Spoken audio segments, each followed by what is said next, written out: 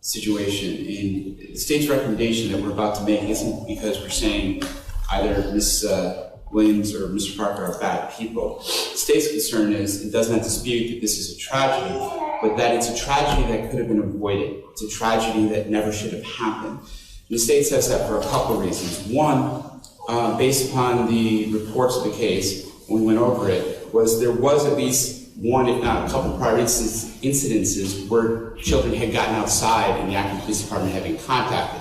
So there was some notice on the part of the parents that they should have realized that this situation could occur. Secondly, both parents in their recitation of the events will acknowledge that Mr. Parker was up all night. Both parents will acknowledge that they got together and ate breakfast together that morning.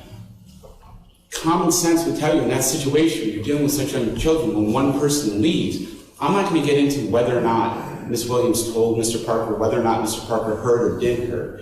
I'm going to get to the point that says this was a dangerous situation that did not need to happen. To expect somebody who's been up all night necessarily to stay awake. I'm not saying Ms. Williams didn't hear Mr. Parker say yes and she didn't believe that he would be awake. I'm just saying it shouldn't have come to that with the notice and history that they had of the children's ability to get out in this situation.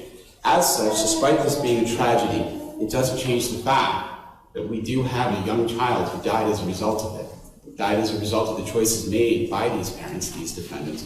And as such, Your Honor, we do think prison is an appropriate sentence in this case.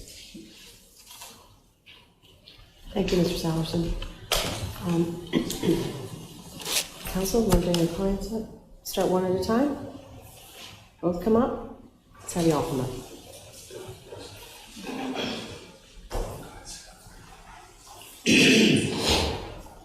Your Honor, did you want our clients with us, or are you going to take their statements after you hear from both defense attorneys? Let's have you all come up.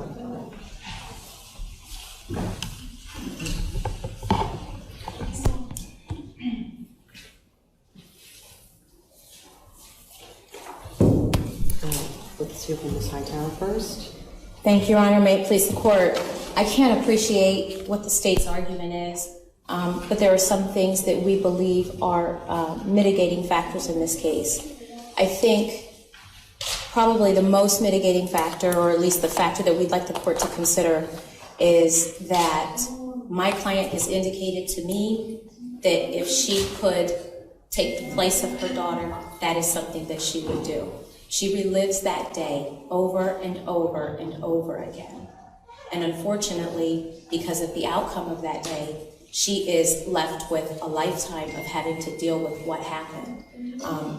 Whether it be a prison sentence, whether it be a probation sentence, as her mother, Ms. Williams, had spoken of, she has to go through that healing process because she has to deal with the fact that she no longer has the ability to see her beautiful daughter. Some of the things that we want to point out to the court is that Ms. Williams specifically has been extremely cooperative. One of the things that the state had indicated was that there were some prior reports, and we'd note that those were in the pre-sentence investigation of people who had indicated that there were perhaps times that the children may not have been supervised. The parents decided in this case not to have a trial. We were not able to flesh out those statements or at least have an ability to ask questions or figure out the circumstances, dates, times, what was done after that, if anything. But Your Honor, what we will say is that after Ms. Williams found her daughter, she immediately took her into the house. She wrapped her in blankets. They called 911. When the ambulance came, Winter was still alive, and she was breathing, and she was breathing when she arrived at the hospital.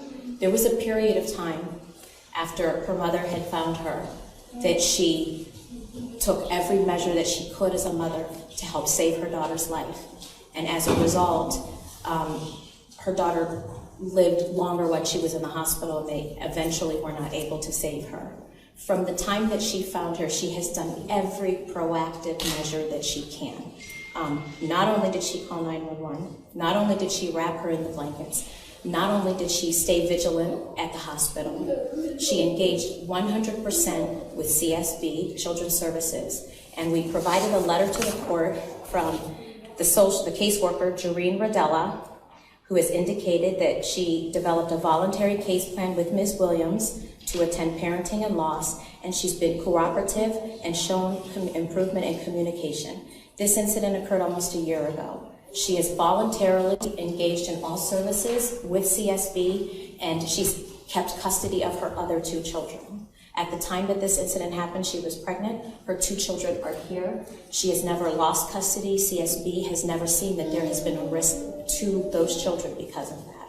One of the things that I want to say, and I don't want to blame the system for the failure, is I almost wish that we could go back in time, and if there were some reports of the children being unsupervised, that maybe at that time we might have had county intervention, and the types of progress and services that we're having now from Ms. Williams, maybe we would have had that at that time. We will note to the court there was no prior county intervention. There were no services that she had engaged in prior to this incident, and that she's fully been cooperative. The second point of cooperation is that Ms. Williams has been cooperative with the state.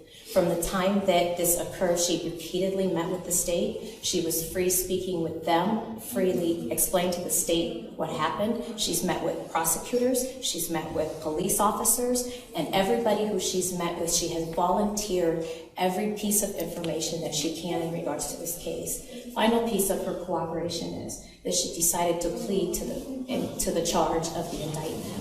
You're going to have to take the children out if you can't. They have to be silent. So to protect the public, and needing to incarcerate Ms. Williams to protect the public, or spend the resources to incarcerate her. We feel she will be amenable to probation, as she has been amenable to the case plan for 1 year. She has shown up to each and every court appearance that you have asked her to show up to, and I think she has demonstrated to this court, at least she expressed remorse in her pre-sentence investigation, and she's also demonstrated to this court her commitment to following the rules. Factors, no risk to society. We're asking that you consider her for a period of probation. She understands if you do so that you will put a suspended prison sentence over her head, so that if she were not to do what was required by the court, then she could be sent to a term in prison. So that is our request here today, and at the time that the court is ready, Ms. Williams would like to address you. go ahead. I take full responsibility for what happened to my daughter. And I would have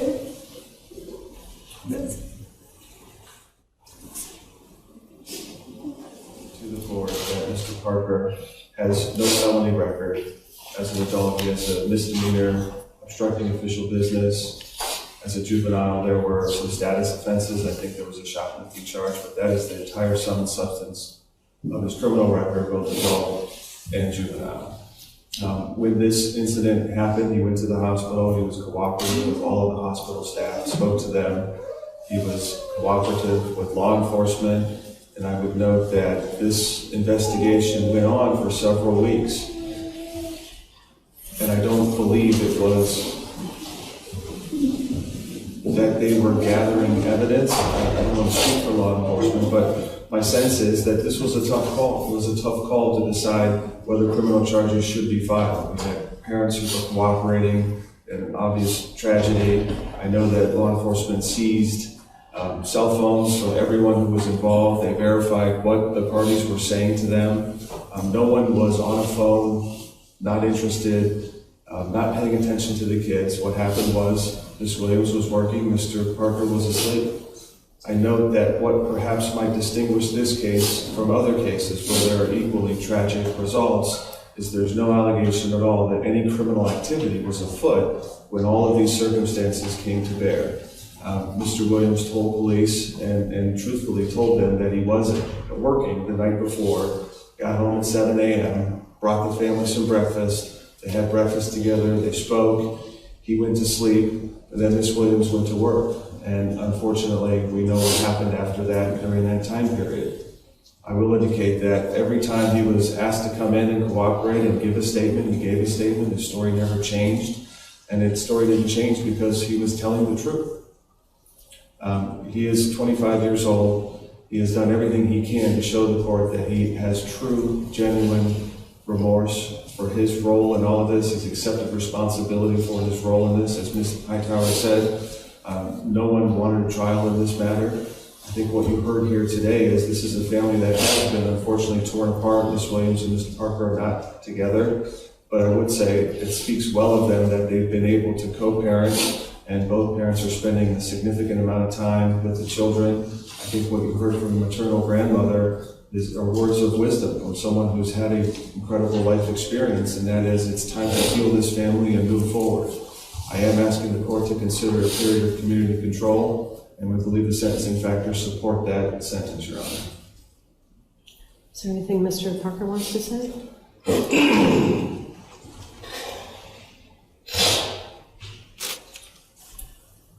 It's all right. Take your time.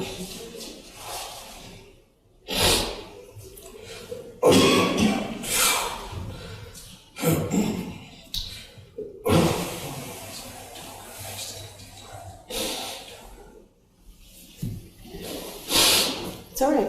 It's all right.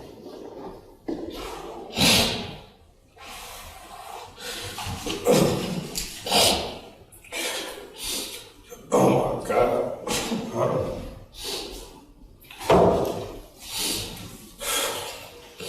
I'm willing to take full responsibility for what happened. I can't tell you how sorry I am about what happened. It was a tragic accident. I learned from it, you know. I can't talk right now. It's all right. I read your PSI also, and you were able to communicate there, and so I'm aware of how you all feel.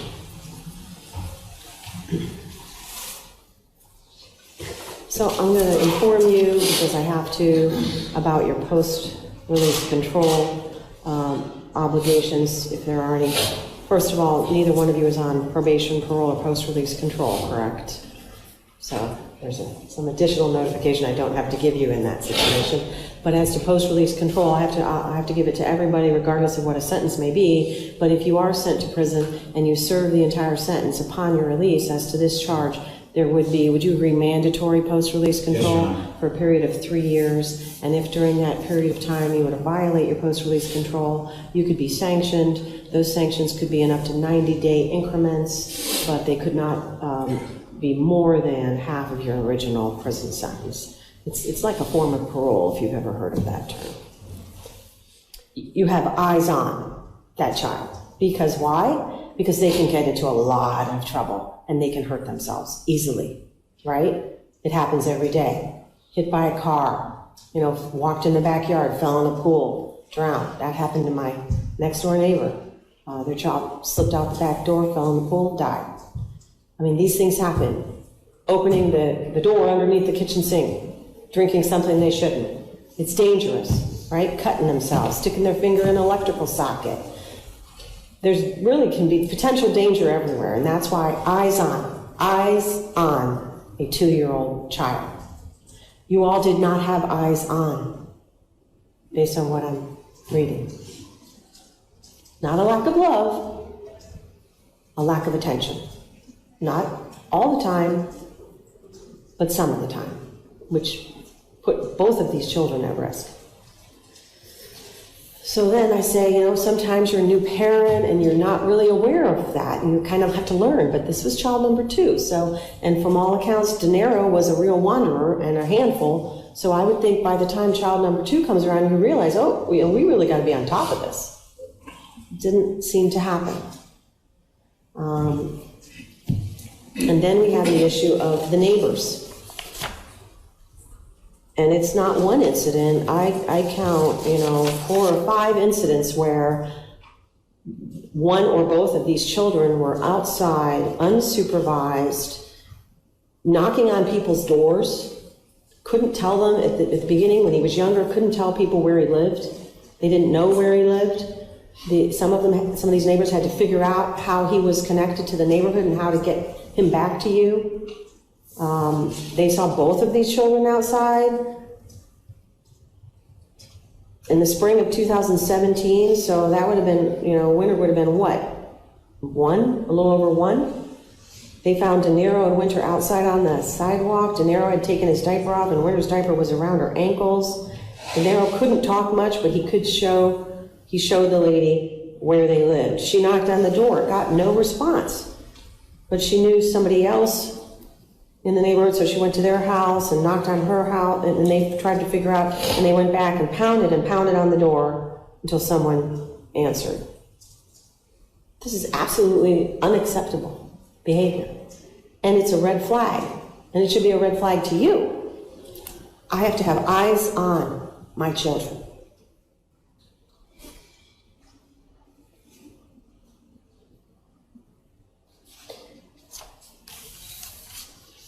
So then there's the next question: what is the proper, sentence in a case like this? And for me, I think to myself, I can't imagine any punishment worse than losing the child. You could string me up and it wouldn't matter. I would feel like my life was over anyway. But I really can't project my own personal feelings onto this. I have to look at this objectively. I have to look at your past. I have to look at the situation.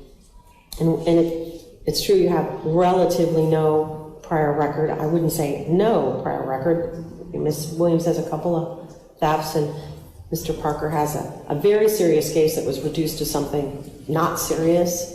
So I'm guessing his involvement wasn't as much as they thought when they first arrested him, and they, rectified that. But so I understand that's a relatively minor record, and I'm not holding those against you in any way, basically. I'm more concerned about the multiple incidents in the neighborhood of children outside unsupervised. I spent a lot of time trying to figure out whether it's Mr. Parker who's, I guess what you would call the proximate cause of this, that's a legal term, or whether it's Miss Williams. Did she wake him up? Was he awake? Did she not wake him up?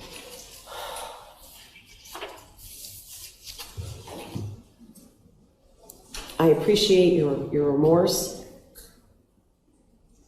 In particular, Ms. Williams, your remorse and grief seems profound, and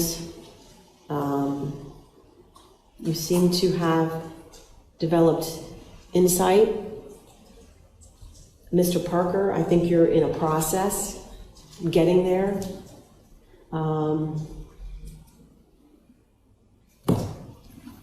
But I also think about Winter.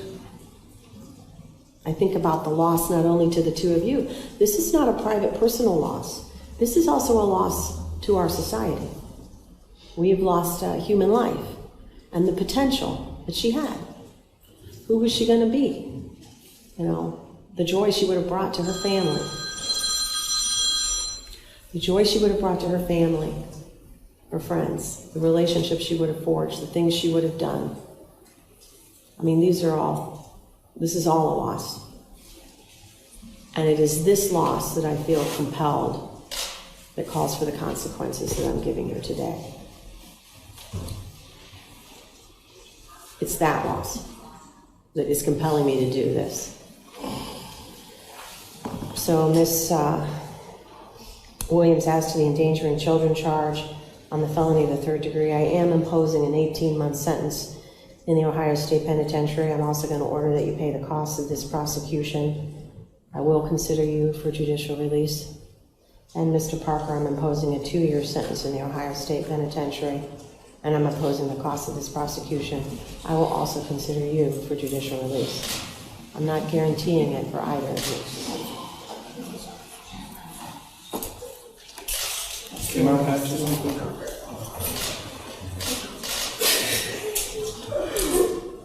That's so fucked up. That is so fucked up. Relax. You sound dumb as fuck. Damn, don't break my fucking wrist.